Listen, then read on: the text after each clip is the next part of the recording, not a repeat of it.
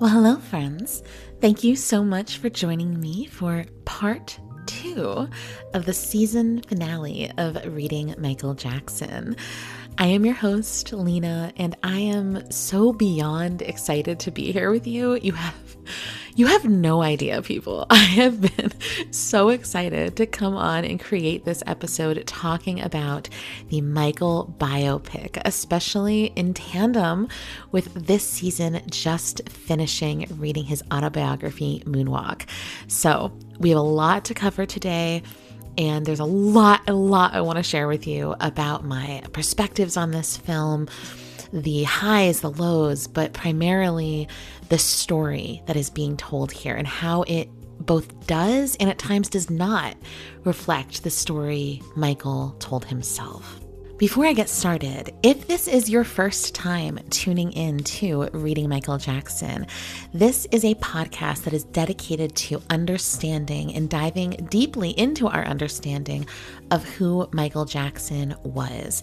And the primary way in which we are doing that on this podcast is to dig deep into work that Michael himself created.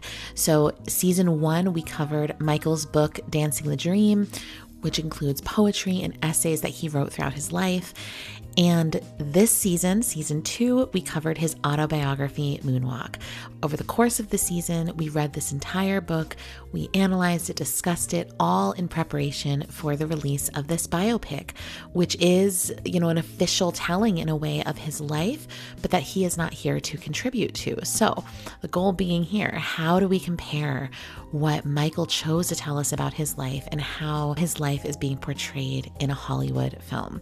So there's a lot we can talk about with this. So if you're new and you want to catch up, if you want to listen to either of these books, please check out season 1 and all of season 2 to get caught up and learn more about Michael Jackson and his incredible humanity that we can find in the work that we review here. Now, with that said, I am so beyond ready to begin talking about this movie. You guys, I have seen it 6 times so far, and I'm telling you straight up, that is not the end. I have also attempted to record this episode several times.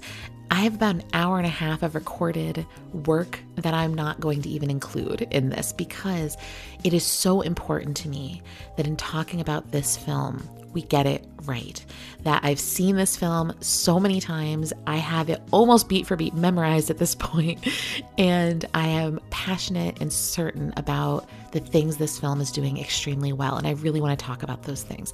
So in this episode today, I'm going to start with giving you a kind of a brief reaction and overview of the film, and then I'm going to break down what I think are some of the biggest and most important aspects of this film, and in terms of representing Michael, also in terms of his legacy, also just in terms of how it does mirror aspects of Moonwalk or even fill in some of the gaps of Moonwalk in certain places and vice versa. I am going to touch upon as well some of the critiques that I would have of it as a film, or some of what I would call like good faith critique of the film, where we're engaging with the film for what it is, for what it's trying to do and achieve, and we're still, maybe finding some flaws here and there, things that we would care about. I will forewarn you, if you're looking for a podcast that is going to hyperanalyze this in a critical or negative way, you're not going to find it here. That is not how I feel about the film, and it's also not what I think is the primary importance of this film. So, along with a bit of a critique that I will offer and share, my response to the critical reception of the film, and why and how I think we could put that in its place, especially in light of the way Moonwalk itself, his autobiography, was reviewed during and after his lifetime. And then finally, I hope to touch upon the importance and value of this film in terms of Michael's legacy. So there's a lot I want to cover. I do intend to go pretty deep. I don't know how you would even be here if you haven't seen this film yet. How would you find me of all people? I don't know. But if you haven't seen this film yet, please know and be prepared for the fact that I will be discussing it in detail and there will be endless spoilers. So you've been warned. But also, I mean, it did get released almost 2 weeks ago. So if you haven't seen it yet, what are you doing listening to my podcast? Go to your local theater and see this film for the first or fourth or 70th time. I don't care. We should all be seeing it as much as we can because it's that exciting. So now is the time that I invite you to relax, get comfortable, get cozy, and join me for this deep dive and discussion into the Michael Jackson biopic, Michael.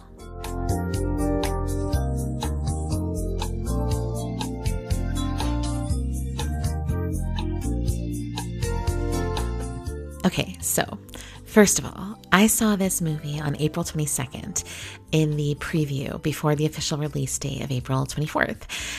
And then I saw it again on April 23rd, and I saw it twice on April 24th, and again on April 25th, and then again a few days ago on, I guess, May 2nd. So I have had my way with this movie. I have seen this movie so many times. I've seen it with audiences that were filled with just fans, dressed up in Michael gear and Michael costumes and dancing in aisles a little bit. Not as much as I've seen online, I'll be honest, but I've seen that on Wednesday night and a little bit on Thursday. But then I also have seen it with audiences of the primarily general public, or how it would appear to be. I've seen it in an audience with just a handful of other people when I went to a 10 o'clock showing at night. I've seen this film in multiple contexts, and what I can honestly say about it is that every time I have seen it, I've gotten something new and special out of that viewing. So the first time I saw it, on the first night, I think I had an experience like a lot of what I would call like super fans, right? The people that pay really close attention to Michael and Michael's world and the press around him. And I'll be honest, the days leading up to the film's preview, April 22nd, when all of the horrible press came out about the film and the reviews and everything, I was really upset about that. And I will talk about that a little later. But it made me really nervous, not because I took the reviews seriously, but because I realized how vulnerable this is as fans of Michael Jackson who are protective of him and his image and the way he is treated by the media. It's scary to have a movie out there about him when you have a crowd of people each day, each showing, watching him, and maybe they will or won't, carry on and learn more about him and fill in the gaps themselves. It's a little scary, but it's also scary to be like, oh, this is what it was really like during the heyday of Michael's life when there was just endless media scrutiny about him that was often completely fabricated or completely exaggerated or whatever, that made it really hard, I am sure, to be a Michael Jackson fan throughout that whole period. So I think I just went into the first viewing with a lot of anxiety. I was waiting for this for so long. I mean, there's something to be said, right? For like, you're excited about something for so long and it finally comes. It's like, you can't believe it, but you're also like, oh, now what am I, like, you don't even know what to feel because it's like this culminating moment of something you've wanted for such a long time. That's very much how I felt. So my first viewing, I absolutely loved this movie. But I had reservations as a fan because I was like, watching this as someone who I consider myself pretty knowledgeable about Michael. And I'm watching and assessing for, okay, what's being included, what's not being included.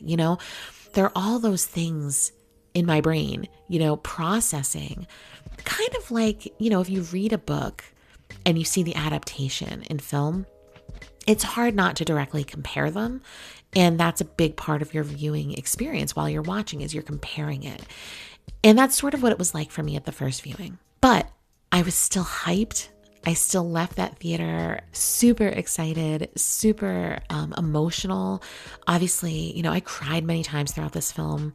I cried many times thinking about this film. I had a strong emotional response to it. But I will say that I don't think I really got to fully just invest and truly love and appreciate this film for what it was until my second and third viewing. My second viewing was 4DX, which was very interesting, but I think a little distracting, which is why I would say my third viewing of this film was when it really really hit me how special it was. There was no part of me anymore actively critiquing it, actively questioning, well, why did they do this or not do this? I was just there. I was there seeing it for what it was, appreciating it for what it was doing for Michael. And that transformed the experience from being great to being outstanding. And, I've never seen a film more than a couple of times in the theater. And even the films I've seen more than once, it's like I can name them on one hand. I've seen this movie 6 times and I intend to see it more, as I said. So this is a very unique experience. And from what I'm reading online, this is common only with this movie. So many people are seeing this many times, multiple times, bringing back family, bringing back friends, going alone because they need to process it. It's bringing up feelings of delight and wonder. It's bringing up mourning for people who are aching and missing Michael's presence in this world. So this is a movie that is having a profound impact on the culture. I feel that this is a big cultural moment. Now, I will say I am immersed in the Michael world. My algorithms online and social media are completely tailored toward that. So it's possible there's people out there that don't even know this movie is happening. But I don't know how, because everywhere I go, I'm seeing Michael stuff. I'm hearing Michael stuff. I mean, everyone I know is talking about Michael and thinking about it and really excited about this film. And what's really exciting is that in the days since the film, not only has it broken records in terms of box office sales, Michael has become the #1 artist in the world right now on streaming services. So it's not just me and it's not just you. This is a cultural moment and we're here and we're a part of it. So the backdrop of this whole conversation, I think, needs to be, this is a movement and a moment, and this is not just a film for us to decide what we like and don't like about it. This is something way bigger happening. I will get into all of that throughout this episode, though. To get us started, there's so much I want to say about it, and I've actually made an outline. Like I said at the beginning of the episode, I've stopped and started this recording process so many times that I have like nearly 2 hours worth of content that I've recorded that I'm not going to do anything with, because it's so difficult for me to figure out exactly how to approach this film. Because on one hand, I want to talk about every single scene. I want to break down every moment and every performance and every little nuance and detail that they got right, or, draw attention to things they didn't, just to prove how much of a fan I am. There's this impulse, I think, in a lot of us. But for me, I don't want to do anything that takes away from that moment that I'm talking about, where we need to appreciate this for what it is and talk about it at length for what it is. And so that's what I want to do today. I want to talk about what this is, what this story is, and how we can compare this story to the one Michael told us. So if you haven't taken from this yet, I love this movie. I've already pre-ordered a copy of it on Blu-ray. I intend to see it more. I love this movie. That does not mean I don't have critiques of the movie. It does not mean I think it is a perfect film. I don't. But I think what matters most about this film is what it is achieving. And I think it is absolutely successful in what I cared about the most going in, which was to see Michael humanized, to see his genius explored, to see him celebrated, and to also give some insight into what some of the struggles were that he went through in his life.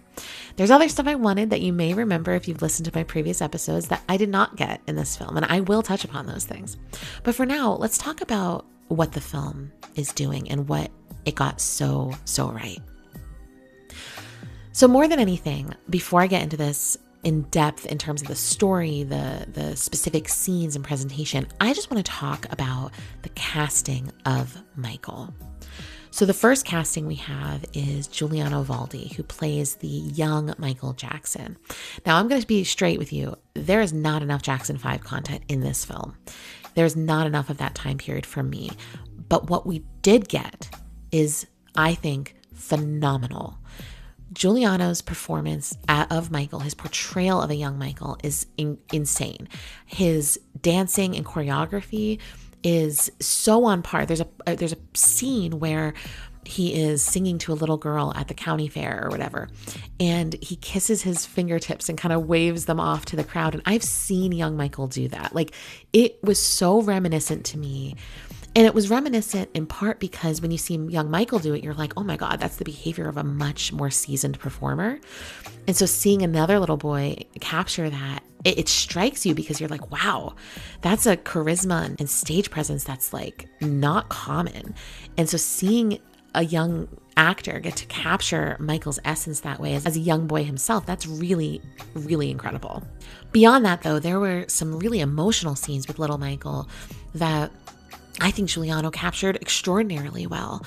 Specifically, the scenes with Joseph and his fear of Joseph and the abuse from Joseph. It is brutal to watch and very painful to watch. I mean, every time I've seen this film, I've cried a lot seeing Michael getting hit by Joseph and beaten with a belt. It's a horrible scene and stays with you. And I think, opening the film with it, almost opening, I mean, there's only a few scenes before it being one of the opening scenes, it really is foundational to how we see the rest of the film and how we see the development of Michael as a character throughout the film. So he got the emotions well, he got the dynamics of Michael's personality, he got the dancing and performance style. It's beautiful. But again, it's a small part of the film in the end. The majority of the film, we have Jafar Jackson. You guys... When I first heard they were going to make a Michael Jackson biopic, I was nervous about it. Like, I was excited as hell, but I was nervous because it's Michael, and there's no one like Michael. It's not even just Michael's insane talent, which is so impossible to replicate. But his personality was so unique. His speaking voice was beautiful and so unique. His appearance was so unique. Like, everything about him was just one of a kind. So how do you recreate it without it feeling like a caricature? And honestly, I've seen so many, tribute artists online, some in person as well. And I've seen some of the other biopic representations of him. And, especially some of the made for TV ones. My God, they're awful. And everything feels like it's kind of making fun of him, on some level, I think maybe they were kind of making fun of him. But in this film, Jafar Jackson embodies Michael Jackson to such a degree that it feels like you are spending time with Michael Jackson when you're watching this movie. I don't know how else to explain it. I disagree with people who say they look identical. They don't. There are scenes. Oh my God, are there scenes where they do look almost identical? Absolutely. But it's not about the physical appearance. It is about the embodiment. It's about the aura and the energy. And Jafar has such a warmth and beauty to him in terms of his, the essence that he kind of radiates, the innocence, the purity, it's so in line with Michael. But in the performance of it, it's just unbelievable. His speaking voice, I think, is the thing that has stuck with me more than anything else, actually. In that, I know Michael's voice inside and out. I've listened to him so much. I mean, in every context speaking. And I know the way he pronounces certain words. I know the way he, emphasizes and puts accents on different things and even certain terms he uses. Like, there's a scene where he talks about Bubbles being really sweet, and like the exact phrasing and tone, it's identical to Michael. And there's a scene where he is sitting in the doctor's office, getting questioned about his surgery history, and he goes, "Mm-mm." And it's exactly like Michael did in a scene in The Wiz. I know I sound crazy right now. But my point is that it's unreal. It's uncanny how alike it is. And the speaking voice is at the center of what has made it feel like a caricature for so many years. I mean, something I personally despise is how anybody, even people who loved Michael, they tell a story about time they spent with him and they do an impersonation of his voice and they make him sound like Mickey Mouse or like he just took helium or something, And it's nothing like that. Michael's voice was soft and it was delicate in ways, but it was soft and warm and sweet. It wasn't this cartoon character. And Jafar captures it perfectly. He does it perfectly. And then we see how he navigates the emotional scenes in the film, how he navigates the hard moments, how he breathes, how he carries and holds his body with anxiety and fear, how he walks, his strut, at different times, the way he carried himself, identical to Michael. And then, of course, there are the performances. The end performances, especially where we see human nature working day and night and bad. And they are unbelievable. I mean, I don't even know how to describe the way they made me feel to see them, because my jaw was literally like hanging open. I'm not even kidding. Like I could not fathom what was in front of me, especially for me during the performance of Bad. It's just, and I think part of it is that unfortunately we don't have any good quality of Michael's concerts. We have no good footage in terms of the quality of it. And they all look very fuzzy and, desperately in need of upscaling and updating. And so seeing Jafar perform at such a high level of athleticism and talent, but in this beautifully captured film, it's like gives you a better feeling of what it would be like to see Michael in real life. And that's both in the performance quality and in the emotional scenes as well. And I have to say, I've seen many interviews with Jafar about this film. And he talked, I heard several times him say the acting was just as important to him as the performance. And that is so clear in the film, because he does not do one better than the other. They're both equally good, in my opinion, and both equally authentic. And so it felt like you're seeing Michael. You're seeing Michael in all these different elements. You're seeing him a scared son. You're seeing him a young man trying to take ownership of his life. You're seeing him choreographing and talking to gang members and taking control of a situation. You're seeing him in a boardroom demanding a certain level of respect and service from lawyers and from record executives. You're seeing him alone in his bedroom talking to Bubbles and feeling connection to that childlike part of himself. We see so much nuance of him, and Jafar delivers all of it stunningly. So every concern I ever had about the portrayal of Michael Jackson, all of it so far exceeded my expectations that Jafar's performance alone makes this film worth seeing many times, just to appreciate what he did here. Because I really think anybody who has doubts or, as a fan, it's just too hard or whatever, I think you got to open your heart and give it a chance, because it's really, really insane. So with that said, I loved the film. I think the other performances with Coleman Domingo and Nia Long were also phenomenal, but I'll talk about them more as I go through the details of the film itself and things I took from it. I love that, this isn't a short film, but just over 2 hours is short when you consider the original film was about 4 hours long. They cut a lot, and for a lot of reasons, which we'll talk about. But I think in the process of cutting so much, they chose a chief and central storyline, which was Michael Jackson, or Michael versus Joseph, and Michael gaining his independence and turning the vision he had for himself and his career and his life and his purpose into a reality. And that is the chief plot of the film. There are many other nuances as well, where we see his loneliness and his self-esteem and his humanitarianism and how that connected with what he saw as his greater purpose. But there's a lot we don't see also, so I see that part of the reason for that is because they chose a central storyline to keep the film as tight as possible, as they were forced, unfortunately, to make cuts to a lot of storylines and themes. So like I said, we'll talk about all of this, but I'm thrilled with what they did include. My critique of this film would simply be that there's not enough of it. The things they did include, amazing, and we just need more. You know what I'm saying? So with that, I want to talk about some of the highlighted moments and aspects of this film that I think are so important for people to really sit with and process. So as I've said, we have this central storyline, central conflict of the relationship between Michael and Joseph. This is so well done in the film.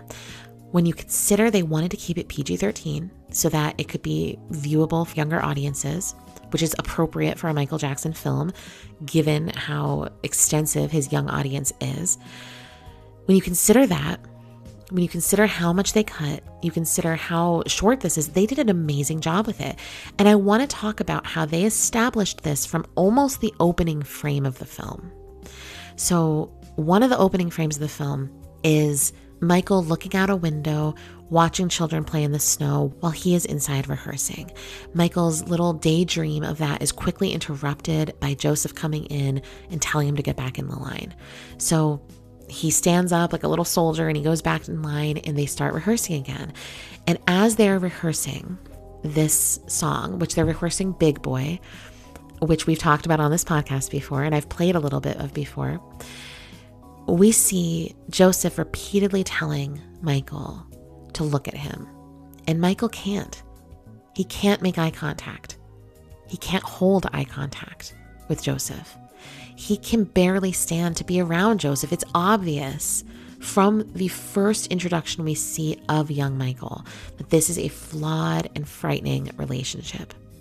This continues even when they're at the dinner table and Joseph brings up how their opportunities in life are going to be limited because they're Black and they're in Gary and all these things. You can see how diminished Michael feels in that moment, but then how delighted he becomes when he gets to perform. So it quickly establishes Michael's unhappiness as a child was not so much about performing as it was the way in which he was controlled through that. So that feels really consistent to me with how Michael presented it in Moonwalk and also in his lifetime. He always said, I didn't have stage parents. They weren't forcing me into this. I loved performing. Now, like I've said, I've mentioned this on the show. I don't know how easy it is to differentiate that, especially for like regular non-show business people like us. But in Michael's case, I think there is some truth there. He genuinely loved performing. He loved to sing. He loved to be on stage. He got so much from it. But what he didn't like was the control and abuse he experienced in tandem with being able to have those things. So I like that the film really quickly differentiates that. We see his face light up when he gets the chance to perform. He's happy about it, but he's not happy when he's with Joseph otherwise. He's terrified of him. This continues, of course, with like the scene I mentioned a little earlier in my review of Giuliano's performance. We see Michael getting abused. We see him getting beaten with a belt. We see a montage scene where we see Michael pulling a belt down and handing it to Joseph because he's going to get punished again. We also see, importantly, in that first scene where he is getting hit, that it wasn't for any reasonable discipline at all. I am not a supporter of like any kind of violence against anyone, let alone children, as a form of punishment. I'm just being honest. But even for people who would want to defend it, I don't know how you could defend the reason and way that he hit him in that first scene that he does. So I want to talk about that more in a second when I get into the complexity of Joseph Jackson's character in this film. But a few other things I want to say. So we see Michael, he can't make eye contact. He's afraid of him because of getting hit and being yelled at and not being, given much love. I mean, the fact that he calls him Joseph, right? The fact that that's the only name he was ever allowed to call him. But all of this is mirrored as he gets older also, where the film really highlights how much of a toxic and truly abusive relationship this was that he had with Joseph Jackson. Because we don't only see him when Michael is young and he's trying to, make him a better performer, whatever. Again, it's inexcusable to me how he treated them and how he treated Michael, but it doesn't end then. It continues throughout his entire life. And we can see that as he's older, where every chance Joseph gets, he undermines Michael in some way. I mean, we see that, of course, when he's young, right? He calls him Big Nose right after hitting him. He questions Suzanne DePass, who says he has perfect pitch and says it's not quite there yet. But that kind of diminishing language and talking to Michael continues as he gets older. So we see it when Michael has his own success, and it's almost like Joe's making fun of him, where he's saying like, oh, he thinks he could do everything on his own. He thinks he's so special. He's better than all of us. You know, just like angry and resentful of Michael. And Michael just doesn't feel any of that. That's not even what's on his mind. He just wants to be free. He just wants to be who he's born to be.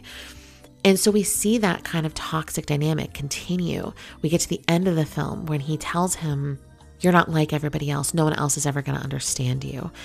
And the undercurrent of that being, no one else is really going to love you. And being like, you know, you're too much, or there's something flawed or wrong with you. So there's this psychological grip that Joseph has over Michael that I think this film portrays really well. Could there be more of it if it was to be more realistic? Absolutely. But like I said, it's PG-13. Do we need to see Michael Jackson literally abused on camera for 2 hours to get it? I don't think so. So while I think we could do more of it, I think we also get the picture. Along with this, where we're seeing this obvious issue between them, this horrible relationship, this provides the foundation for anyone needing to understand Neverland and the role Neverland played in Michael's life. Because we see right in the scenes after he gets hit as a child, where he's screaming and he's crying and he is humiliated in front of his whole family and insulted, and he's alone in a bathroom crying in tears, a little boy, terrified and in pain from the abuse he's enduring. He did nothing wrong. He did his very best performing. And when he dared to say he thought he did a good job, he got beaten. So, I mean, that's the level of psychological abuse we're talking about here, in addition to the physical. And then immediately we see a young Michael in his bed reading Peter Pan and identifying Captain Hook as Joseph. So instantly, in the first 10 minutes of the film, anyone who's watching this who knows Michael Jackson owned a ranch named Neverland, and that's all they know about him, you can instantly see this was a child who had a coping mechanism. This was a child who had a fantasy life in which he could be free of abuse, in which he could be free of a toxic family dynamic that he couldn't escape, in which he could be a child someday. His fantasy was that he would be Peter Pan and he would overcome the villain of Captain Hook so that he could free Neverland, i.e. free childhood from the grips of someone who wouldn't allow him to have it. That is how they immediately present Neverland in the first 10 minutes of the film. So then as the film progresses and we see, as an adult, Michael is reading Peter Pan and he's looking at Neverland. He's looking at it to show Bubbles. He's looking at it when he's burned in the hospital and seeking comfort. It is the representation of everything he didn't get to have: the love, the freedom, the support, the pleasure and happiness of childhood. It is a coping mechanism. It's a place he goes to in his mind when he needs to feel safe. That is done so well in this film. And I've seen a couple people say they thought it was a little like too much, and I totally disagree. I think it was the perfect amount. It made me, as someone who doesn't particularly identify Michael as like a Peter Pan figure, it made me appreciate that side of him more and feel I got a deeper understanding of that side of him in a way that myself and no one else has any right to criticize, because we didn't live his life. And I think that's emphasized really well. So all of that is setting the backdrop for the relationship with Joseph, Michael's relationship to childhood and maturity, which there's more to say about that as well from the film. But it's really laying that foundation for us to see. It also shows how Michael identified so much with being a child without a childhood that it makes it evident why, from a very, very young age, he identified with children that might be seen as other in some way. Kids with disabilities, kids with illnesses, kids who, for whatever reason, couldn't go outside and play like anybody else, kids in bad circumstances. He identified with it. And we see that from the very beginning when we watch him, when we watch him with the Jackson 5 performing at the fair. And of all the screaming girls in the audience, the girl he walks over to and sings to is the little girl in the wheelchair, the little girl who doesn't get to have all those other childhood experiences, presumably, like he didn't get to have. We see him identify with her, make her feel special, try to draw her in. And you can tell she feels special. She feels she's chosen out of the entire crowd. She's chosen. And what a beautiful gift to give to someone. And he does that early on. And we see him doing that throughout the film as well. And so we'll talk about that a little bit more in a bit. But truly, I think all of this stems from the fact that the film is setting us up so we can understand his isolation, his trauma, and how he turned those things into good works to put out into the world. But before we get further into that, I do want to talk more about something else I think the film does really well that I think can only really be appreciated with multiple viewings. So the other thing is the complexity of Joseph Jackson's character.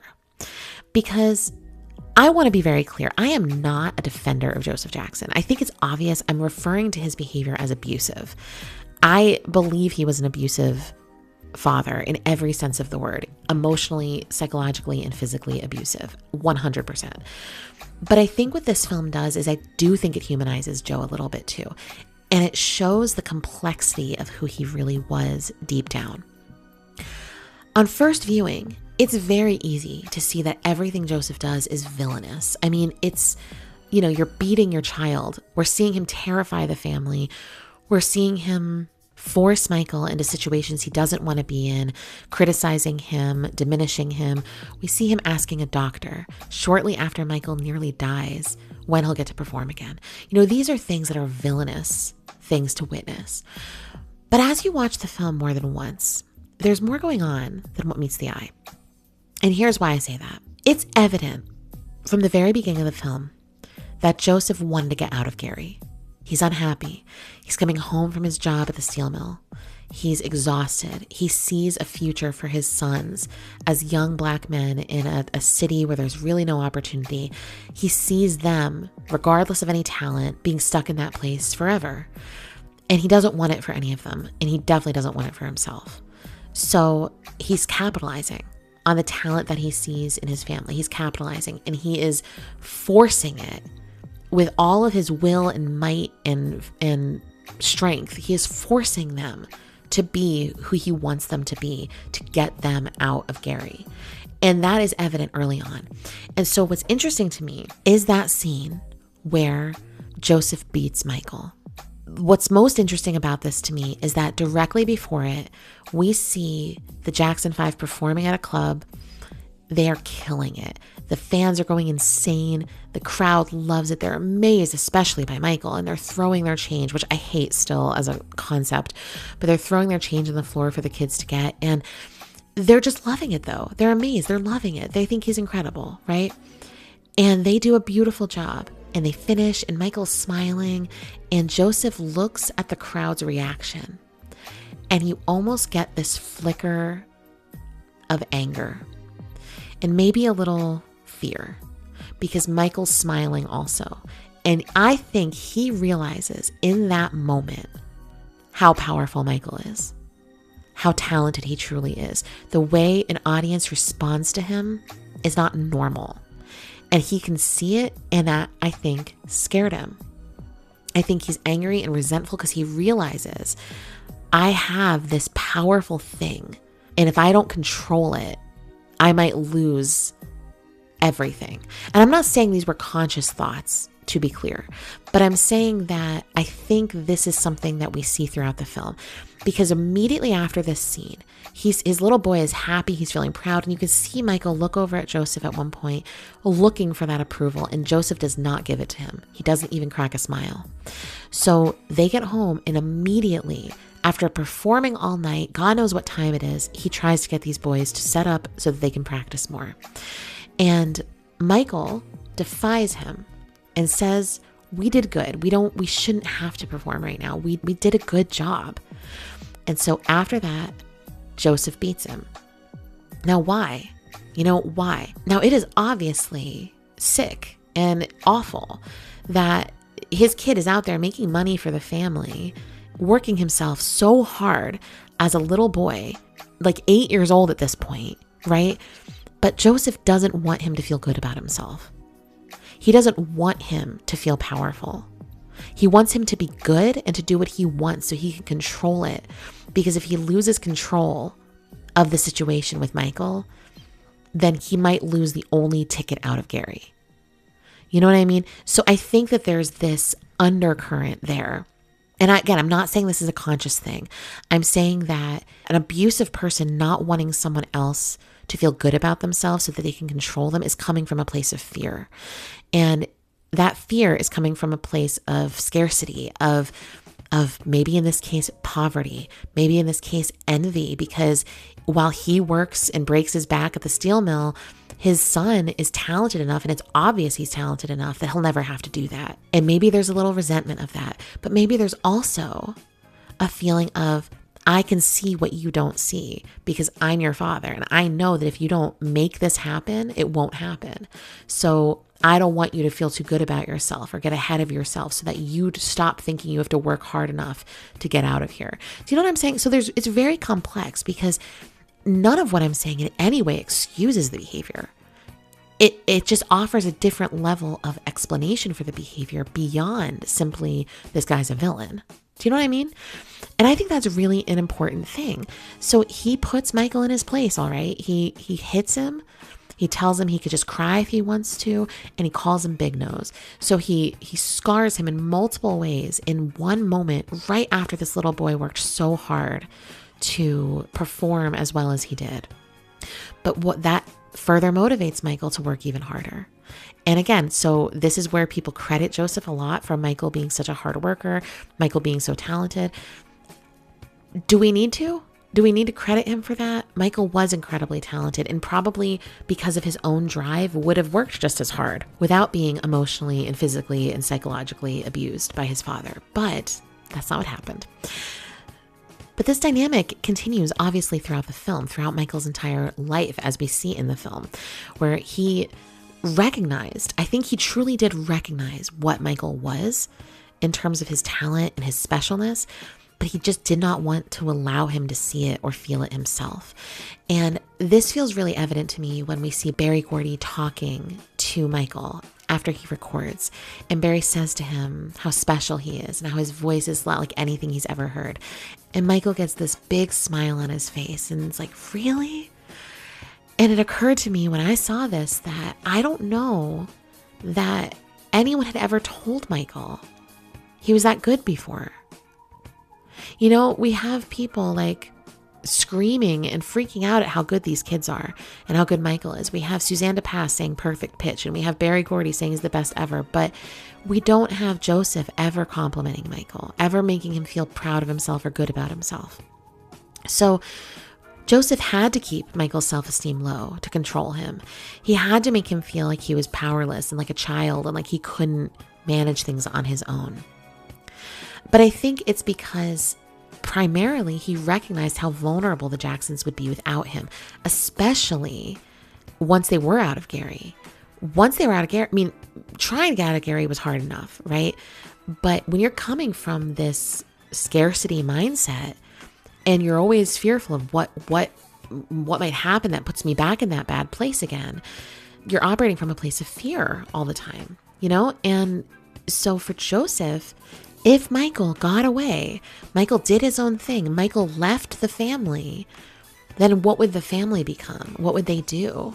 And part of that has to be a level of vulnerability and resentment for the fact that by the time Michael was like 20 years old or 21 years old, he's the one who was essentially paying the bills for the family. He's the one paying the mortgage. He's the one, you know, providing the lifestyle they all lived with. And that continued for the rest of Michael's life as he continued to be the person that paid for Havenhurst. So for someone like Joseph, who obviously takes great pride in being a man and in control of his family, you know, to not have the one in financial control over the situation would also be really frightening. So again, layers of all of this, right? But we also see how Joseph had a really flawed approach to love. And there are scenes when it's obvious he didn't realize that he was being damaging, that he was being hurtful. Like he's almost not capable of the kind of love that a father should be able to give their son. An example of this, I would say, is after Motown 25, when everyone in the family comes back and is greeting Michael and is so happy for him. And Joseph comes in seemingly very happy, very proud. And he says, "That's my boy, a regular money-making machine." And it immediately shifts the tone for everyone in the room. And Michael's brothers excuse themselves. And Michael says, "It's okay, Mother," to Catherine. And Tito walks up to Joseph and says, "You couldn't just give him one night, could you?" And Joseph looks legitimately confused. Like, what do you mean? What did I do wrong? Like, he doesn't get how diminishing and devaluing it is to what Michael achieved that night when he says a money-making machine. Because all he ever saw Michael as was a money-making machine, as a source of income, as a source of printing dollar bills, But for Joseph, whose biggest hope and goal was to get out of Gary and to support the family and get them, in a place where they would never struggle again, that's also a high compliment. A money-making machine is a high compliment. And had we not seen him actively looking like confused by that, you would think maybe he really was just being rude and disrespectful toward Michael. But I actually think he genuinely didn't realize, and it had just like this really flawed perspective, And this is also kind of in line, I think, with the scene where after Michael's burned, we see Joseph in the hospital with the family, and he asks the doctor so inappropriately soon after Michael is burned about when Michael will be able to perform again, or if he will be able to perform again. And obviously the whole family and the doctor and all of us in the audience are disgusted by this. But more viewings of this has made me wonder when Joseph says, "I know my son and I know he needs to be on that stage." What if when he asked that question, he was asking it from a place of, this is Michael's favorite thing in the world to do? And what if he really can't do it anymore? What maybe the thing that makes him happiest, which is performing, will be a thing that helps him heal. Now, granted, I know that what I am saying may sound frustrating to certain people because 99% of the time, I am no fan of Joe Jackson and I feel just angry about everything. But I felt that the film allowed me to see some nuances in this relationship, not because it makes Joseph a better person or even a better father by any means, but because it actually does show that the love Joseph had for Michael does not feel healthy, and it does not feel the kind of love you'd ever want to have from a father or for your children, I hope, but it may still be a kind of love, even if it's not what we think love should be. Do you know what I mean? And that's the point I'm trying to get across here, is that there is complexity to that, and I think that's really important to see. So obviously, as the central conflict for the film, I am spending a lot of time talking about Michael and Joseph and the scenes and whatnot between them, but there's so much more that this film shows, especially of Michael and his personality and things that I really want to talk about.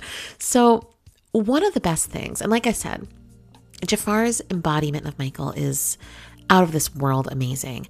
We see him as this incredibly sweet, gentle, loving, childlike person who's also at the same time incredibly driven, incredibly motivated, with a very clear vision for what he wants for his future.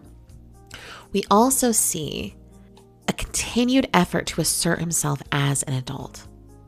So something this film made me think about was how young Michael actually was during these years. Now, I know that the 1970s and 80s, I think people did mature genuinely differently because, people moved out sooner. People had careers and families at a younger age.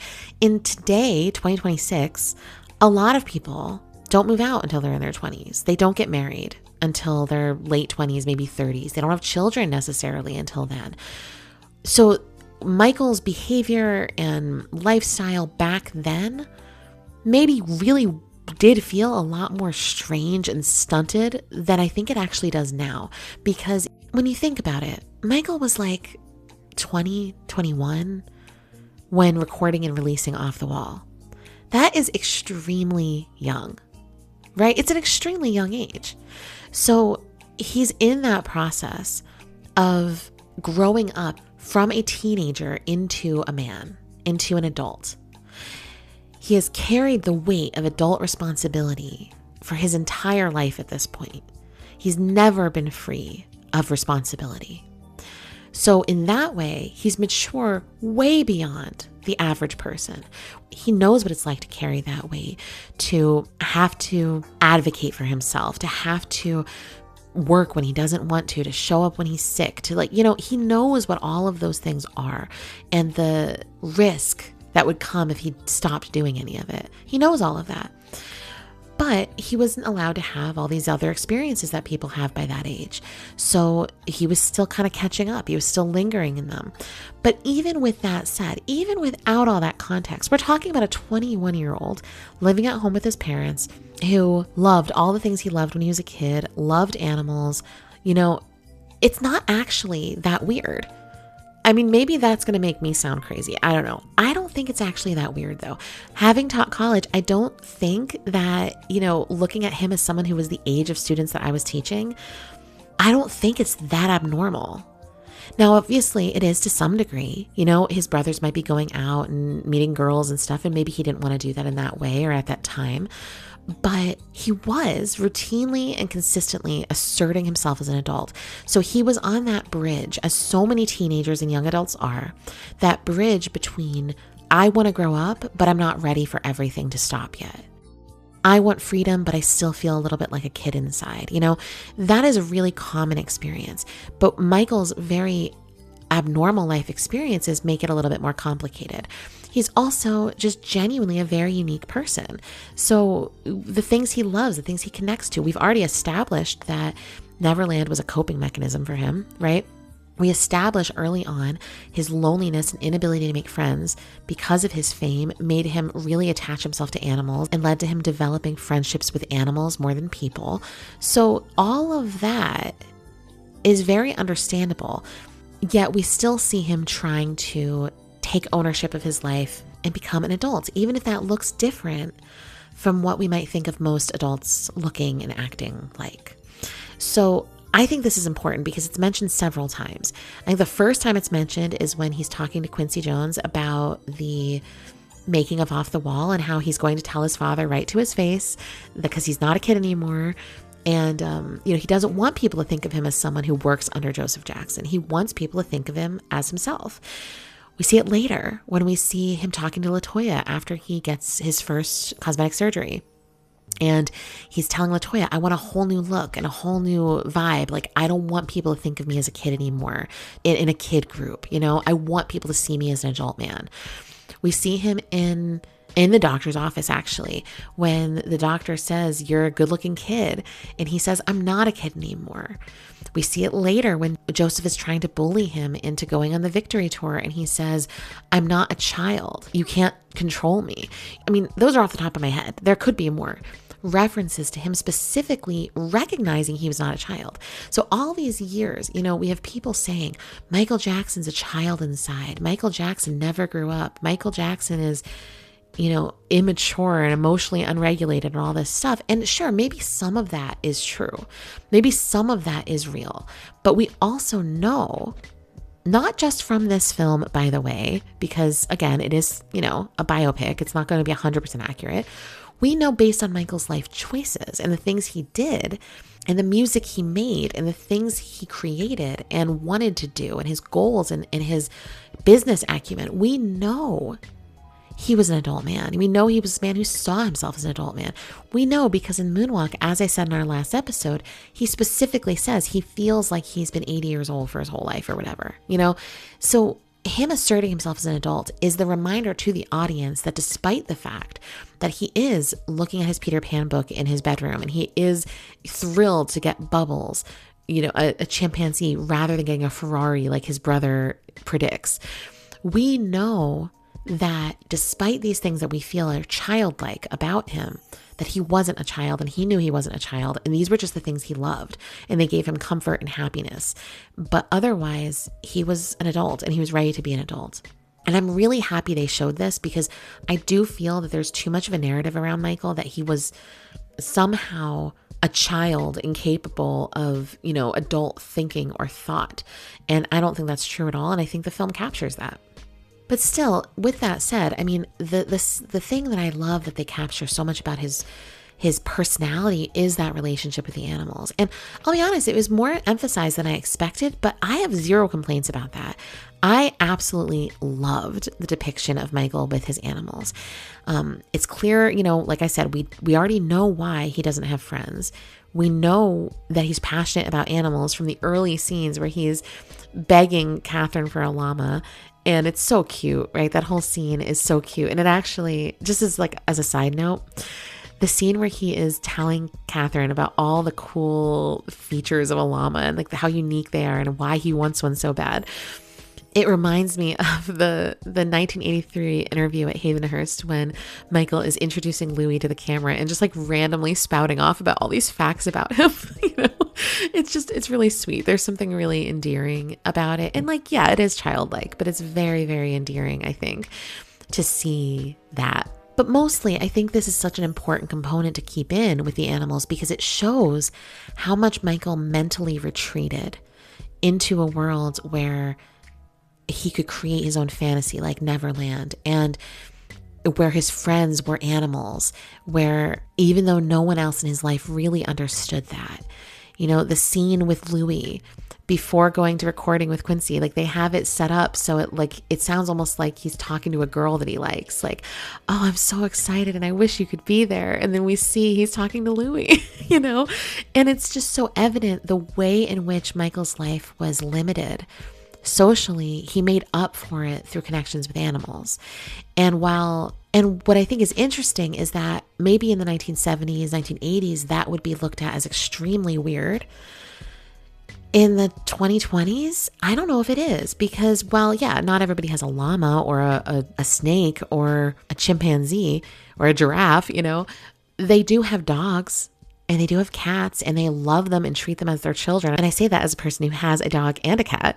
But, it's acceptable now for people to make their animals part of their family, to feel that connection with them, to think of them as their best friend. That is a much more acceptable thought now than it used to be. And so everything Michael's doing, when you shift the lens of how we're looking at it and what time frame we're looking at, I think that audiences in 2026 will resonate more with some of these things than maybe in the past when he was looked at as so strange for all of this, Now, I'm not saying it's not strange to be walking your llama down the street, outside of your house in Encino, or to have a giraffe there. I'm not saying that's not weird or abnormal. I'm just saying I think that the reasons for these things are really, really understandable for a lot of people. So highlighting that, I think is really helpful, because obviously the intention is to highlight his loneliness, but it's also to highlight his whimsy and his love, the lovingness in him, and why he surrounded himself with animals so much. But there are other beautiful ways. I mean, we see his childlike kind of essence and his purity is how I would think about it. We see his purity, in the scene, which is now famous, to be honest, on the internet, the scene where he buys Twister and he's so excited to play with his brothers and they all say no. And you see the hurt and rejection in him, that he had this dream of this could be like the old times where we play games together. And you can see he was envisioning it and so excited about it.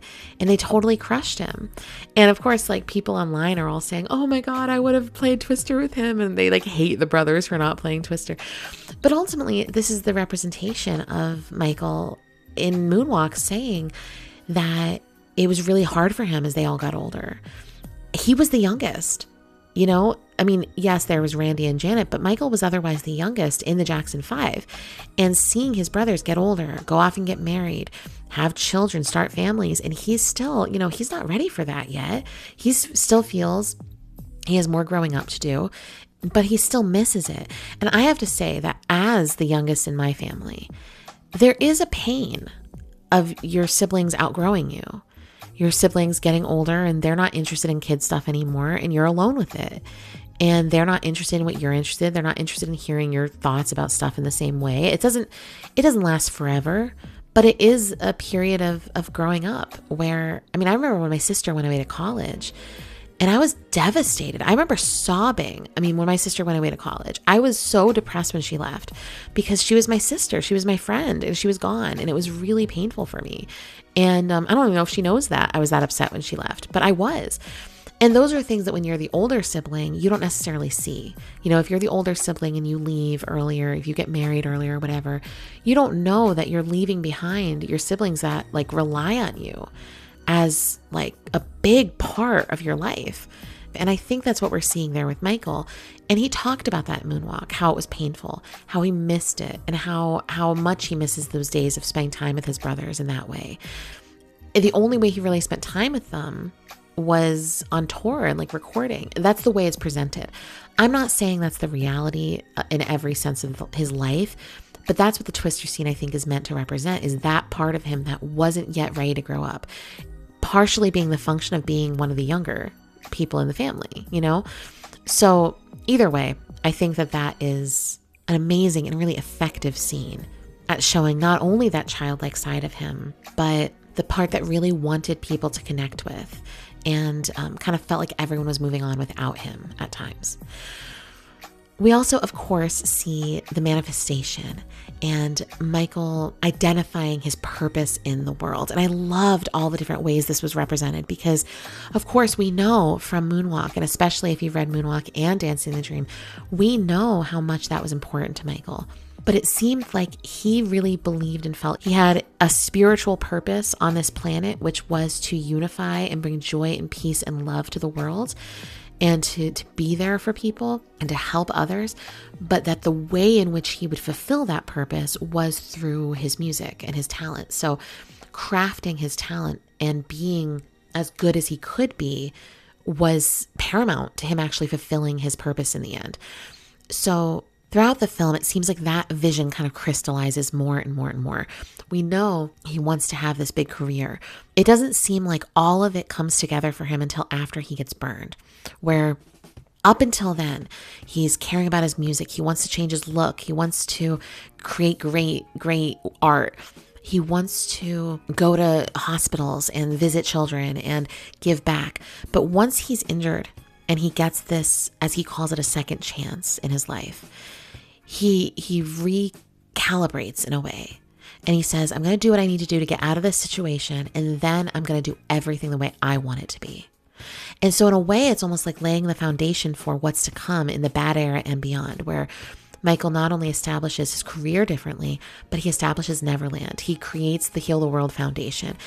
Everything comes after this moment where everything comes together. He had all these kind of scattered elements of himself, the career, the connection with children, the wanting to give back, but all of it came together as, okay, my purpose is to do this thing and achieve this thing in order to do this for the world. And all that came together in part through that manifestation. And this starts all throughout. We see it. We see him writing the notes to himself. We see him hyping himself up before he records.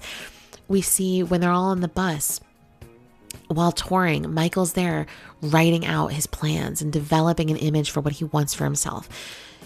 We see him sitting and waiting until the right moment. So he goes on the Triumph tour, even though he doesn't want to. And as soon as he gets back, he fires Joseph.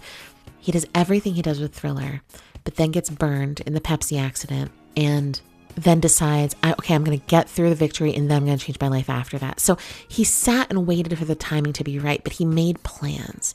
He was always a person making plans, making goals, and believing in what he wanted. And I was thinking about this more and more because there's a scene in the film when he's with John Branca and he's telling him about all of his plans. I want to have the biggest selling album in history, white or black artist. I want to have the biggest tour ever. I want to have all of my music turned into short films. And John goes, that's ambitious. And Michael says, If you can see it, you can do it. And I can see it so clearly. And all of the things he names are things that are easy to take for granted 40 years later, because Michael did all of it. It's easy to take for granted that none of that was guaranteed to him. In fact, none of that would have been or should have been expected by him. When he says, I want to have the biggest selling album of all time, that's like me saying, I want to write a book that becomes the biggest selling book of all time. Right? That's insane. My mind can't even wrap my head around dreaming like that. And I'm not saying that in a bad way. I'm saying that's not the way my brain works. I can't even go there. It almost embarrasses me to imagine it. But Michael went there. He allowed himself to go there. He wanted to create short films, which had never been done before. But that was his ambition. That was his dream. He wanted the biggest selling tour that united people around the world. I mean, these are things that the average artist wouldn't even allow themselves to dream of because they're so out of the norm. But he not only dreamt of them, he created a plan for all of it to happen. And then he achieved all of it. And that is, like I said, it's easy to take it for granted now because it's been so long and he's done it and he's been the standard for such a long time. But at the time, and that's where we're dealing with this, at the time, he created all of that vision for himself and he believed it so deeply and built himself up toward it with visualization that he ultimately did it and he achieved it. So it's kind of an incredible thing to witness in the film. Again, I would have loved to see even more of this, but we saw it a lot. It's very consistent when he's writing music. There's notes he's written to himself all over. He's journaling all the time. He's speaking, there's all these evidence of it that he's doing it the whole time. So I know this has already been a very long episode, guys, so I'm sorry for the length of it. I appreciate you sticking it out with me. I still have a few more things I really want to go through, though. So all the things I've highlighted so far about the way they present his personality, about his loneliness, his trauma, his manifestations, his relationship with Joseph, the complexity of Joseph, these are all things I think the film did exceptionally well. There are other things I think the film did really well too that I do want to talk about more, especially when it comes to comparing this to Moonwalk.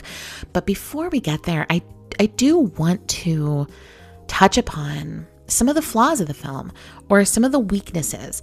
And I said this up top and I just want to reiterate this. Going through all of the amazing things this film offers us, as I just did, there's so much to appreciate. And I really didn't even get into the musical performances. I really didn't even get into just how great it was to hear the music at that scale, to hear the people around me loving it and appreciating it, to witness some of Michael's creative process. There's so much there that I'm not even going to really spend time with. But when I think about all of that, I think this film achieved a tremendous amount in 2 hours and 7 minutes, I think is the runtime. But there are things that it wasn't able to achieve. As I said, everything that I dislike about the film is what it didn't include. I have no problem with anything they did include. So I want to right out the gate say, I don't really care very much about some historical inaccuracies. I've never been a fan or a person that feels like everything needs to be 100% like factual when it comes to a cinematic portrayal of someone, if it is still aiming at getting across what needs to get across. So for example, I've seen fans and people online complain about how they chose different songs. Like, why were they singing Never Can Say Goodbye before they were signed to Motown? Stuff like that. And I don't care about any of that. None of that really matters to me. I think it's for the story, for the purpose of the film, it's unimportant. My theory as to why they had them singing Big Boy, in the living room, and why they had them singing Never Can Say Goodbye and Stand and some of these other songs that weren't recorded until much later, is that they wanted to use Michael's real vocals, and that's what they had access to. They don't have access to Michael's vocals from before he was famous. So if they're going to use his vocals singing and practicing songs, they're going to choose ones that are already in existence, right? They can't make up something. So that's the way I understood those choices. And that was enough for me. I also am going to say something that's perhaps controversial. I don't care that Janet Jackson wasn't in this movie. It doesn't matter to me in the slightest. And the reason is because this film is called Michael. It's not called The Jacksons, The American Dream or anything, It's Michael. It is specifically about him. And while I think it's a little odd that they didn't have a Janet figure, as in like, there's a baby in the background when they're practicing or whatever, they also didn't have a Reedy, who was the oldest sister. They never had a Randy, They didn't have family members who, for whatever reason, didn't want to be involved in the film, and that's fine. But it doesn't change the story. Had they had a Janet in the background, would I have wanted a scene specifically with Janet and Michael or something? Not really. Not because it's not sweet and not because it's not, wouldn't be enjoyable to see, but they had 2 hours to make a film. They had approximately 2 hours, and we have the brothers who Michael was in a band with and toured with for 20 years, and they are barely featured. They barely have speaking roles or have any moments of recognition, So Janet not being in the movie, meaningless to me. And the role and how limited the brothers were also really didn't bother me very much. So those are kind of some of the things that I've heard people complain about. And I'm not saying you're wrong to be unhappy about those things. I'm just saying from my perspective that it's like not important at all. I don't care if like costumes weren't correct all the time or anything like that. It doesn't really change our perception of Michael as a human being if we miss those elements. What does change, however, is some of the things that were left out of the film. So I think there are a couple of vital things that I wish in a perfect world would have been included. A big part of that is more time spent in the Motown years.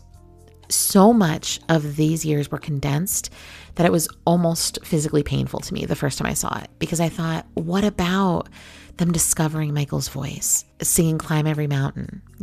What about his lifestyle in Gary, walking to and from school and being able to, imagine a different life, but, having kids outside, making fun of them while they're practicing or whatever, all these things that kind of build a picture of it.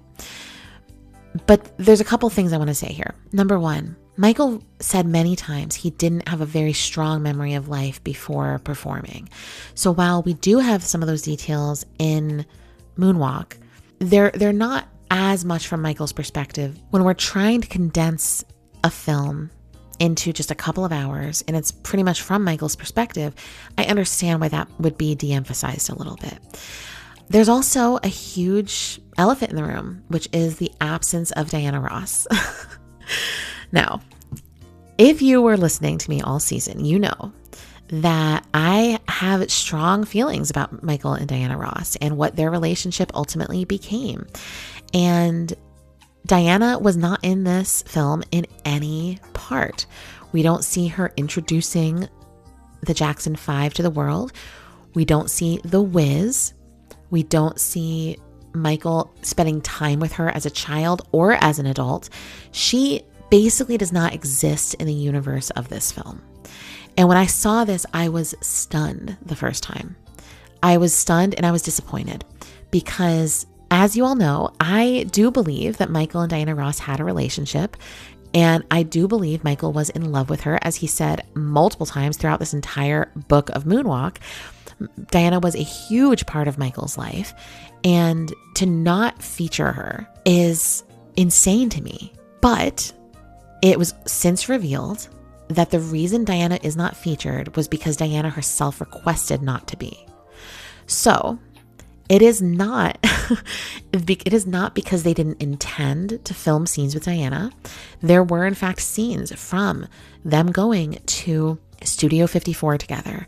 There were screen tests that I've heard about of The Wiz. There were parts of Michael's life that could not be covered, period, because Diana was not in it. So I believe we saw less of the Jackson 5 because Diana was a part of that. We saw less of the Jackson's years, period, because that overlapped with The Wiz. We didn't see Michael have any connection to or interest in women because not only was Diana removed from this, but through Diana, Stephanie Mills, who was in a relationship with Michael also during the filming of The Wiz, was removed as well because The Wiz was removed. So this through line of Diana having her stuff removed from the film means that we lost not only big segments of Michael's career and his personal life, but also a lot of references to his relationships and feelings about women. And so while I think that is a huge misstep and error, I also understand it. If there was a legal issue where she required things to be removed, what could they really do about that? I also think, though, that I do believe it was a mistake to not show any of Michael's interests in women and girls. They really didn't emphasize it at all. I mean, you see him being appealing to women, which, of course, but you don't ever see it the other way around. And it's not because it didn't happen in real life. It's because the film didn't include it in the narrative. And that's really unfortunate to me, because I do think it's really important when you have allegations against Michael Jackson that involve his sexuality. I think it's really important to create an opposing narrative to that. So while this film absolutely provided some context for why he was interested in childlike things, why he wanted to create Neverland, why he loved animals so much, and you know what I mean? It provides a lot of that context. It also lacks providing the alternative of his sexuality, which would be his very normative heterosexuality. I believe there were also more scenes from the Thriller shoot, which may or may not have portrayed him kind of being flirtatious with Ola Ray, which she has always said was a huge part of it, for her at least. You know, there's multiple places where we didn't see the Grammys, so we didn't see his relationship with Brooke Shields. There's all these things where there was an opportunity to tell a story about his relationship to women that were removed. And my theory about that is that the central female lead was Diana Ross in terms of Michael's love interests. And without the centerpiece, everything else would feel a little bit more hollow or maybe shoehorned in some way. So my theory is that they maybe felt it was just a better narrative move to not really explore it at all and to leave that bit for the next movie, which I presume will explore it in some way. And I truly, I hope explore it in flashbacks as well, so that it doesn't just pretend there was nothing going on for Michael from, you know, until he was in the bad era or beyond, which is wherever the movie will pick up eventually. I think it's just a disservice because it's not based in reality. So I'm disappointed about that. I am. I also definitely would have liked to see more of his creative process.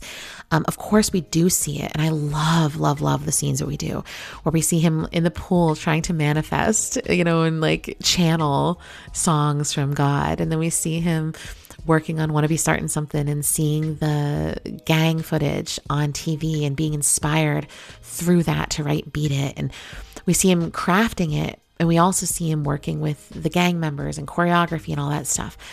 But I would have really liked to see just more of that, you know, more of the creative process where everywhere he went, he would come up with a song idea, or we would see him beatboxing it into a tape recorder or whatever. Those are things that would have been so neat to see on film. And I wish we would have seen more of them, honestly. But those are the biggest gripes that I have with this film, right? It's just that there's certain things that are missing that I think are really pivotal. I'm not upset, obviously, about the allegations not being shown because, like any person who is paying attention to this film, we've known for the last couple years that the allegations weren't going to be included in this first film. We knew that. So I'm not upset that those scenes were taken out. At this point, I trust they will tell that story later in the next film. But I'm sad about the things that were in this time period of Michael's life that were not included.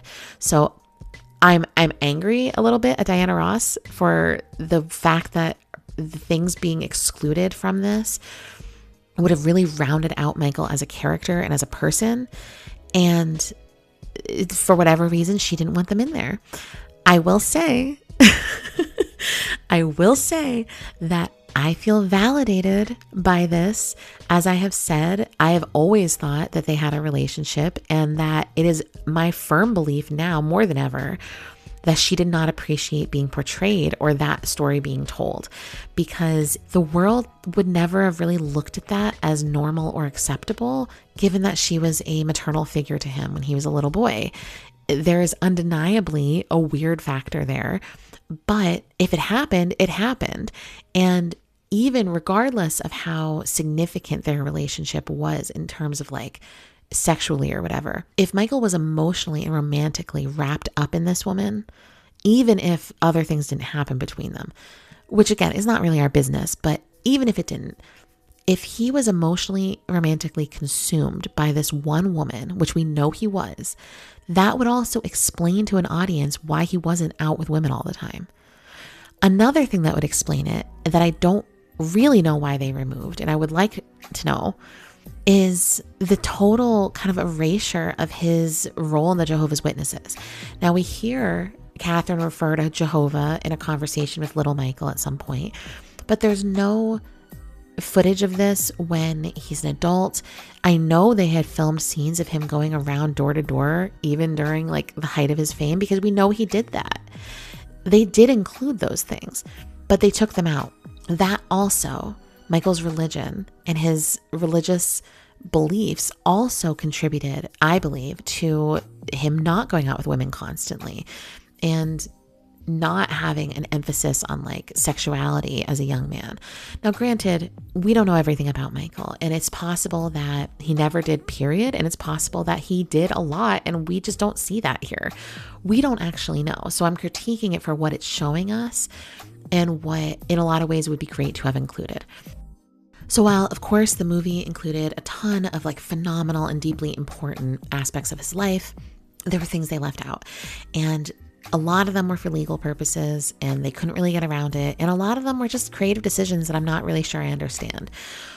But with that said, there's so much that I think this film does that it would be, I think, kind of silly and short-sighted to sort of, I don't know, diminish the film because of those things when what we have here is so outstanding already. So with that in mind, I want to talk a little bit more about how this film works in comparison to, but also as kind of a companion to Moonwalk. Because more and more, I think these are two amazing pieces of media that can and should be taken together. Because where Moonwalk fleshes out some of the emotional things of his youth, especially like, you know, the Jacksons and earlier eras, The Wiz and earlier, especially, is like half of Moonwalk. We get like 30 minutes of that at most in this film. So Moonwalk is an amazing companion in that it would flesh all of that out for people. You would see much more of his childhood and the stages and steps of things that happened in his early career and whatnot. But then the latter half, this film actually depicts things that Michael really doesn't give us much insight into. So for example, one of the strongest parts of the whole film, I believe, is the Pepsi burn and the scenes in the hospital immediately afterward. So in Moonwalk, Michael talks about all of this. He obviously shares it, and he sounds very angry when he talks about it. He's angry at Pepsi. He talks about donating the money to the burn center, but he doesn't really get into the emotional pain it caused him. And in the film, we actually linger in that space for a while. So we not only see the really upsetting, I think very upsetting portrayal of Michael being burned and the chaos surrounding him when that happened. Like the scene of Michael being wheeled out and it zooms in on his face, which is covered in sweat, and he's crying and he's terrified. He's wrapped in bandages and there's people flashing cameras and screaming all around him. It's like something out of a nightmare, you know, to be almost dying and you're surrounded by that. It's just awful to imagine. But beyond that, we actually spend time in the hospital with him. We spend time watching him refuse to eat, which we all know, or many of us know. Michael refused to eat when he would go through depressions and was really struggling emotionally. He didn't eat. And so we see that there. We see him blaming emotionally, you know, and internally blaming Joseph for what happened. We see him going through a depression of realizing he's never going to look the same again. He's never going to be able to have his completely natural hair ever again. And that will stay with him forever. You know, that the scars, the literal scars of his burn will stay with him forever as representative of the scars of his childhood that will carry him through everything else he does in his life. You know, we see him being forced to be put on Demerol, really without even having much of a choice about it. We see him come full circle through that, where he's at his most vulnerable and most heartbroken. and then coming on the other side of it as a survivor of something. And as I am going to not only survive this burn, but survive the toxic person that put me in this position to begin with. And I have a vision and a plan, and I'm going to get out of it now. All of that is something that we don't get in Moonwalk. We don't. Moonwalk rushes so much of Michael's life. And especially some of those moments that are really painful like that, we don't really see in the book. And in addition to that, the film recognizes and addresses Michael's vitiligo, which Michael, as I said many times in talking about Moonwalk, would not address. Michael did not name vitiligo in Moonwalk. He didn't even acknowledge that his skin had changed when he was specifically talking about rumors about him wanting to be white. So it's almost like this total thing he just thought he could bypass in Moonwalk, where in this film, they straight up call it out. He shows it to someone and we see it. And there's multiple scenes we see him with it. We see it in the doctor's office. We see it when he's in the pool. We're seeing it expanding when he's in the pool. There's scenes where it's very evident that he has vitiligo.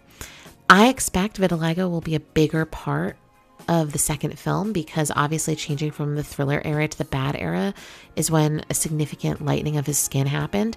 We didn't spend time in the bad era in this film, so I expect it will be featured in the next film. But it's something that is addressed that absolutely needs to be. It absolutely needs to be addressed, and it does. So again, an amazing companion to Moonwalk. But I think more than anything, Moonwalk and this film together give what I would say is a fuller picture of Michael's inner world and what drew him to animals, what drew him to children. It shows us more of his personality, where in Moonwalk, Michael is sharing a ton of biographical data and information about himself. The portrayal and depiction of those things in his personality in the film, where we see his whimsy, we see that he's shy, we see that he's non-confrontational. Several scenes showing him outsourcing confrontation to another person, whether that's him telling John Branca to answer for him when he's talking to Walter Yetnikoff, or when we see him asking a production assistant or something to talk to John Landis about the way he wants something filmed during Thriller. The non-confrontational side of him, that's not stuff we could see in reading Moonwalk, but it's something we know about him. We see how he was really kind, where Michael does talk about visiting hospitals and how much he cares about attending to sick children and things. We see it multiple times throughout the film. We see him taking the time to do that and to prioritize it. But I think one of the most important things is that even if you have read Moonwalk a million times or you've studied Michael's life, we don't have access to the intimate moments of his life where he was alone and crying and feeling vulnerable, where he was lonely, where he was disappointed or hurt, where he was celebratory, whatever. We don't have access to that. That's private. So even if we know those things happened, seeing them portrayed in a film and portrayed really well by a really talented actor, all of that, it deepens our understanding of him, just because we can empathize on an even larger level when we see it portrayed in such an accurate way. And to be honest, that really solid portrayal of Michael, I actually think is part of why there are some fans that are really disappointed that certain things aren't included. And including me. I mean, there's certain things I really wish were, of course. But part of it is because this isn't going to be done again. I mean, these specific years of Michael's life are not going to be represented again cinematically. It seems very unlikely, rather, that they would be, right? So the problem with that is that this was kind of, in I think a lot of our minds, the one chance to see certain things recreated that we really wanted to know more about at such a high level of skill, with Giuliano and Jafar representing Michael and like this whole incredible team. And so it's kind of a missed opportunity, or kind of a lost chance. So there's part of us, I think, is maybe mourning certain things we really wanted to see. But I think that we need to let that go and accept the film for what it is, and accept what it was trying to do and how well it actually did achieve that. So with that in mind, I want to stem to discussing, kind of like I did in the previous episode with Moonwalk, discussing the critics versus the audience.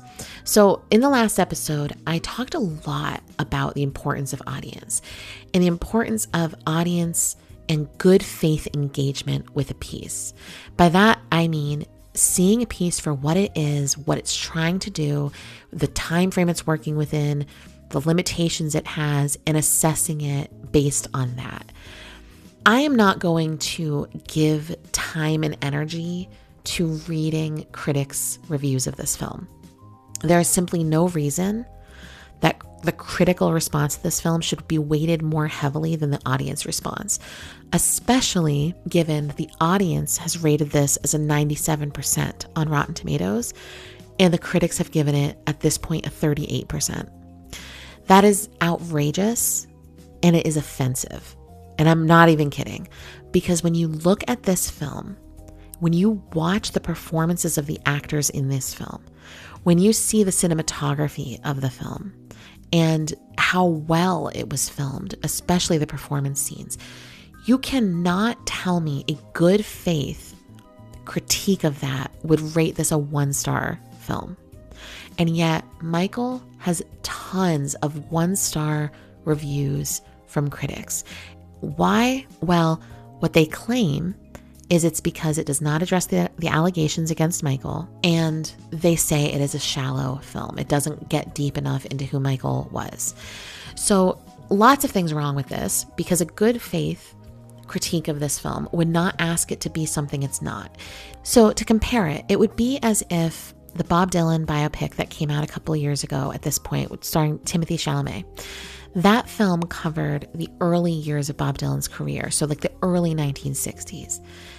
The equivalent would be if the primary critical response was, we're angry that you didn't cover in the late 1970s when Bob Dylan completely abandoned his previous music to become a born-again Christian. But the point being, it's a part of the story that is completely irrelevant to the period of time they're covering. There are a ton of biopics that choose a specific time period of someone's life and focus on that. They don't tell the whole story. They don't tell birth to death. So to say that the problem with this film is it doesn't cover a period of time just because you wanted to see that, that is not good faith critique of a film. It's just not. Now you can say that could be a cultural criticism of like, hey, why are we not talking about this part of Michael Jackson's story? But that's not a film review. Do you understand what I'm saying? So there's a totally different way of engaging with this film if you're actually doing a film review. A film review would ask you to look at what's actually in the film and critique how that's being done. And if there's things that are missing that are pivotal to understanding the time frame of the film, you can point that out too. But to pretend that it's a problem just because it doesn't include something that happened outside of that time frame is crazy.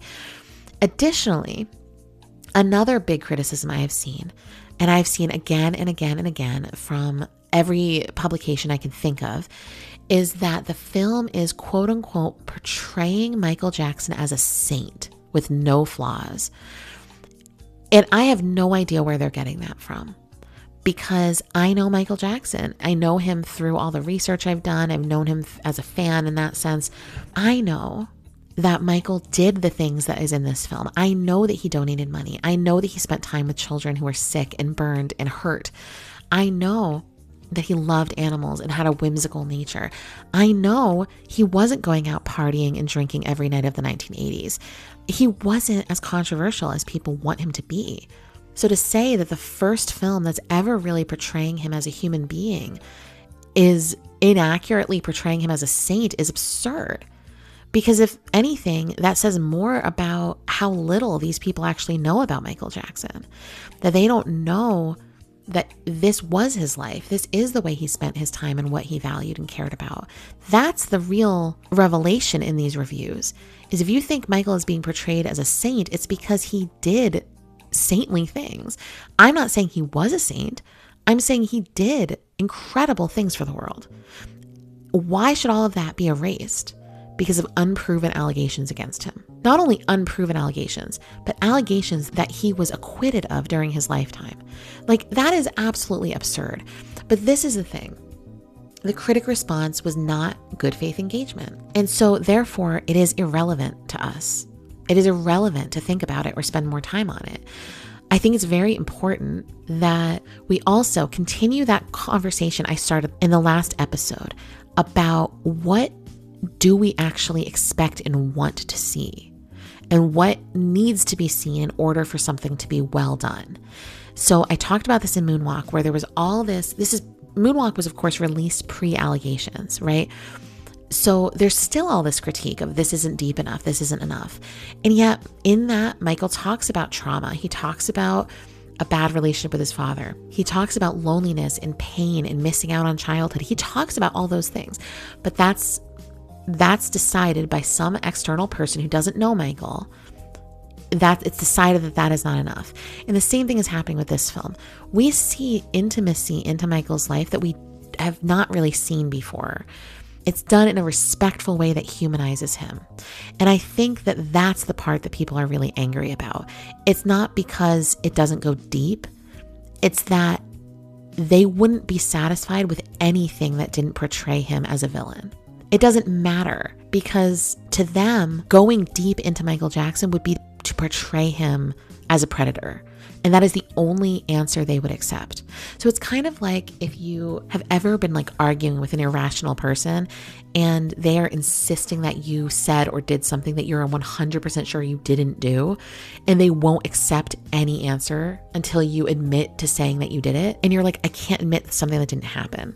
And they won't accept anything else, and therefore they discredit you completely. That's basically what Michael goes through every day, where you have a collective world of media wanting to portray him this way, wanting to insist this is who he was, despite everybody who knew him, despite all of the evidence that he wasn't that. That's the only version of him they will accept. And this film does not feed into that. And I think it's really important to differentiate between the media that is actively working against Michael and the powers behind that media, and the media that has never abandoned Michael. And that is definitely a racial divide, if I've ever seen one, where Black media has never abandoned Michael, has never stopped supporting Michael. Black artists, Black celebrities, all over social media talking about this film, promoting this film.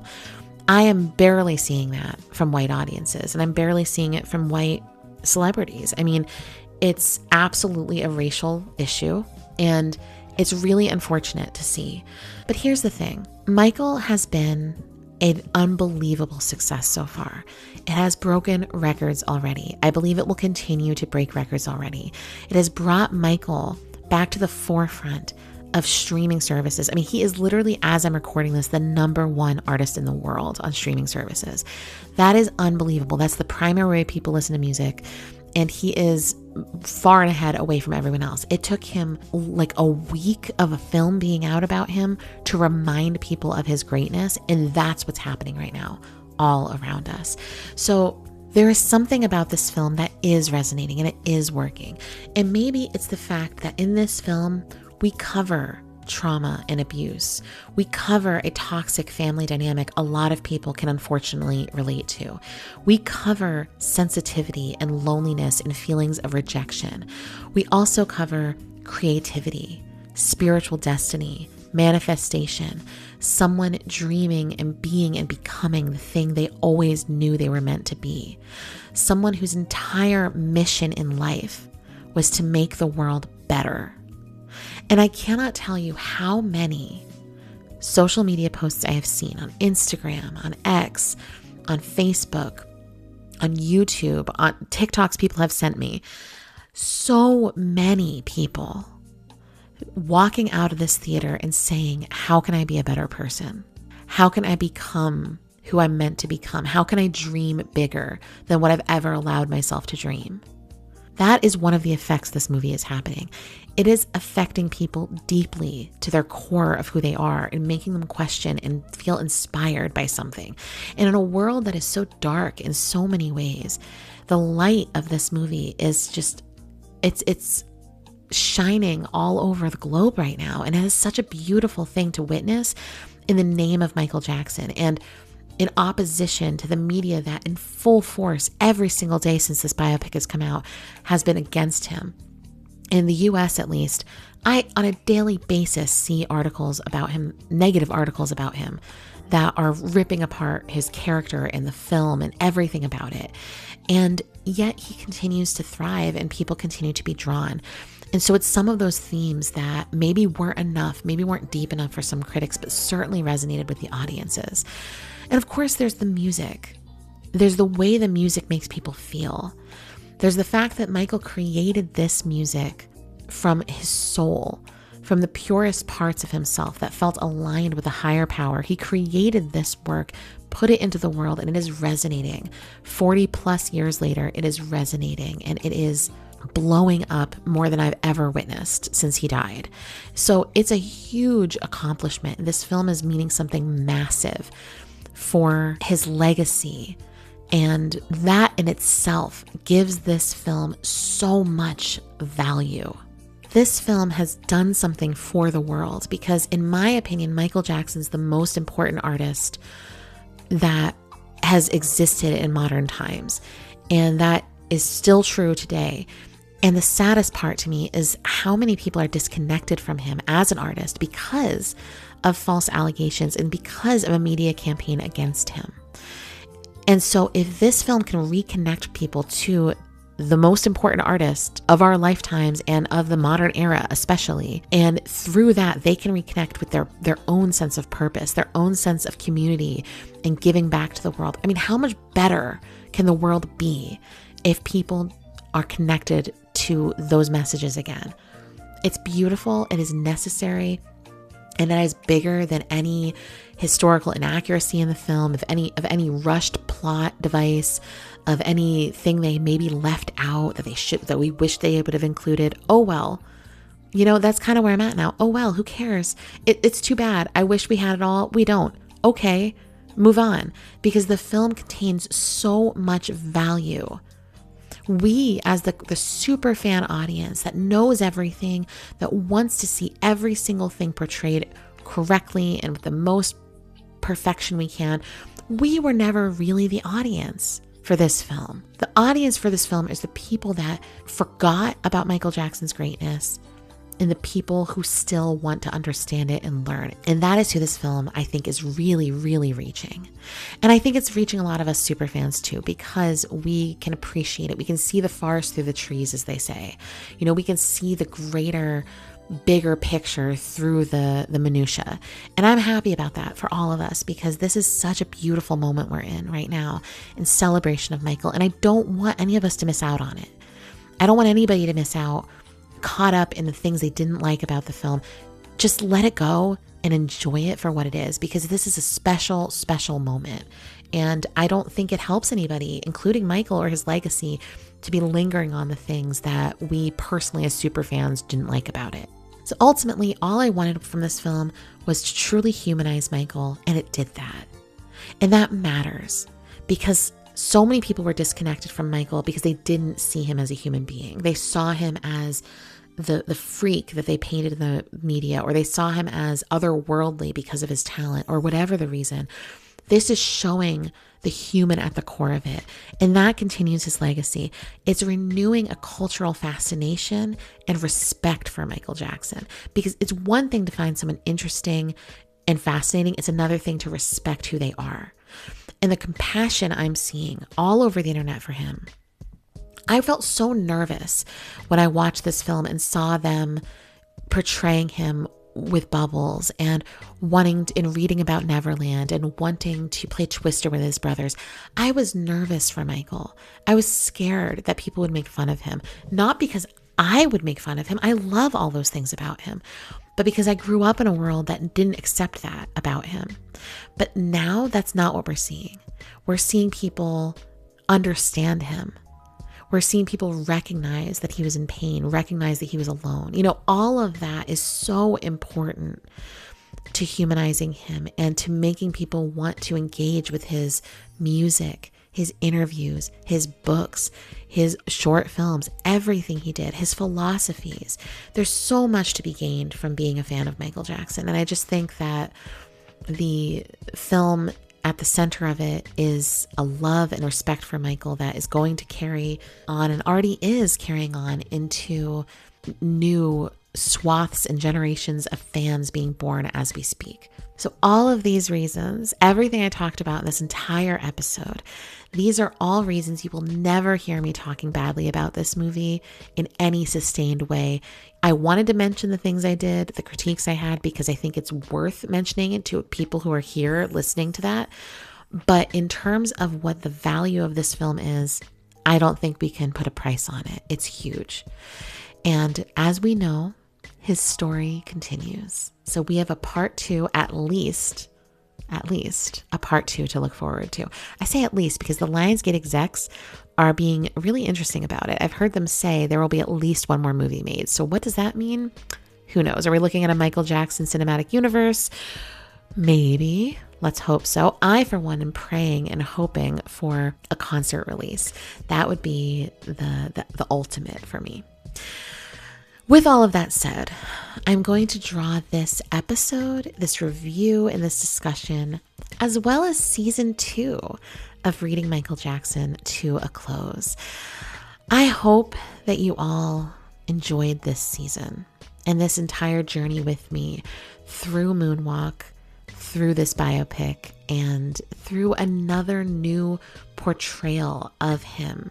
This film, coupled with this book especially, I think gives us such a unique view into one of the most amazing people who have ever lived. And I am so glad that you joined me this season to go along this entire journey, to listen to the entire book being read and discussed and dissected. And same thing with this film. It's been a really wonderful few months of this journey with you all. And I'm so grateful and appreciative that you've stuck it out and joined me for it.